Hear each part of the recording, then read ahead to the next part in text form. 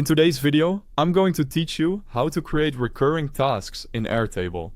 If you want tasks to appear automatically on a schedule, like every Monday at 8 AM, this simple automation will do the heavy lifting for you. We'll set up a clean table, create a scheduled trigger, and map the fields so a new task is added exactly when you need it.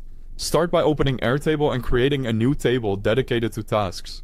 Keep it simple so your automation stays reliable. Add a field for task name as a single line text, a field for status as a single select with options like to do, in progress and done, and a field for due date using the date type. This structure gives your automation clear places to put information and helps you track what's coming up, what's in progress, and what's finished. Next, head to the Automations tab at the top of your base. Choose to create an automation. This is where we'll tell Airtable when to run and what to create. For the trigger, select at a scheduled time. Set the cadence that matches your workflow, for example every 1 week on Monday at 8 AM. If you work with a team across time zones, double check that the schedule reflects your base's time zone so the task appears when you expect it.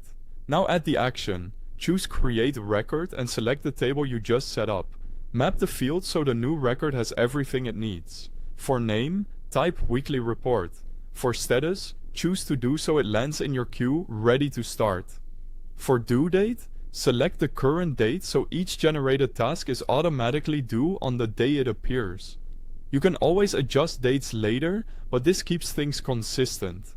Quick reminder before we test: if you're new to Airtable, there's a link to the website and downloads for the app at the top of the description. Use that to sign up or open the app so you can follow along. Back in the automation, click Test. Airtable will create a sample record so you can confirm the fields are mapped correctly. Open your table and verify that the task shows up with the right name, status, and date. If anything looks off, update the mapping and test again. When it looks good, toggle the automation on. From now on, a new weekly report task will be created automatically on your chosen schedule. That's all you need to keep recurring tasks on track without manual effort. If this helped you streamline your workflow, don't forget to like and subscribe, and check the description for the link. Thanks for watching.